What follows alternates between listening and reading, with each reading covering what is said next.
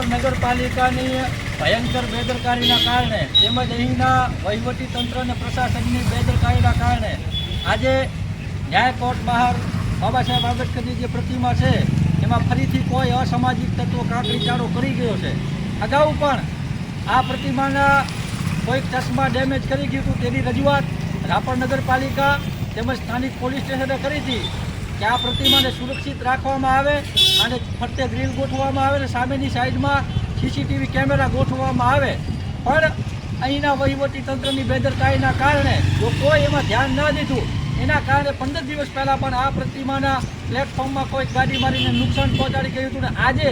બપોરે 3:30 વાગ્યાના અરસામાં કોઈ અસામાજિક તત્વો આ પ્રતિમામાં પથ્થરમારો કરી ગયું છે। હાલે પણ અમે નગરપાલિકા અને રાપર પોલીસ સ્ટેશન બંને જગ્યાએ રજૂઆત કરી છે અને 48 કલાકનો સમય આપીએ છીએ કે જે પણ આની અંદર કોઈ ચેનચાળો કરી ગયો છે એની તાત્કાલિક ધોરણે 48 કલાકની અંદરમાં આની તપાસ કરીને ધરપકડ થાય અને જો 48 કલાકમાં આમ નહીં થાય તો પછી કાયદો વ્યવસ્થા ના જળવાય તો એની તમામ જવાબદારી વહીવટી તંત્રની રહેશે અને જે પ્રતિમાને વારે ઘડીએ આવા ચેનચાળા કરે છે એવા હરામખોર તત્વોને પણ અહીંયાથી હું કહેવા માંગુ છું કે આ તાલુકાની અંદરમાં હજારો આંબેડકરવાદીઓ છે। જો તમને